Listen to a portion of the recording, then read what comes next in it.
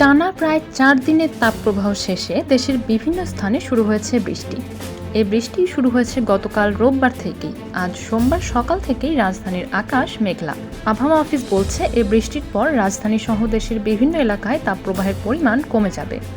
বৃষ্টির প্রভাব থাকতে পারে আগামী বুধবার পর্যন্ত।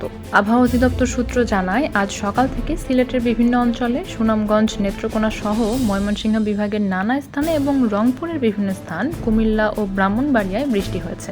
রাজধানীর কাছাকাছি বিভিন্ন এলাকাতেও বৃষ্টি হয়েছে। আবহাওয়াবিদ মোহাম্মদ বজলুর রশিদ গণমাধ্যমকে বলেন, আসলে গতকাল থেকেই দেশের বিভিন্ন স্থানে বৃষ্টি হয়েছে। এর মধ্যে রংপুর বিভাগে অপেক্ষাকৃত বেশি বৃষ্টি হয়েছে।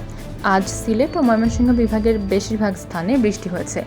পশ্চিমা লঘুচাপের প্রভাব বাংলাদেশের ওপরে আছে, আর এজন্যই বৃষ্টির এই আবহাওয়া। আবহাওয়াবিদ বজলুর রশিদ বলেন, আগামীকাল মঙ্গলবার ও পরদিন বুধবারও বৃষ্টি থাকতে পারে, তবে দেশ জুড়ে একযোগে বৃষ্টি হবে না হয়তো। গতকালও দেশের গোপালগঞ্জ, পাবনা, সিরাজগঞ্জ, যশোর ও পটুয়াখালী জেলার ওপর দিয়ে তাপপ্রবাহ বয়ে গেছে।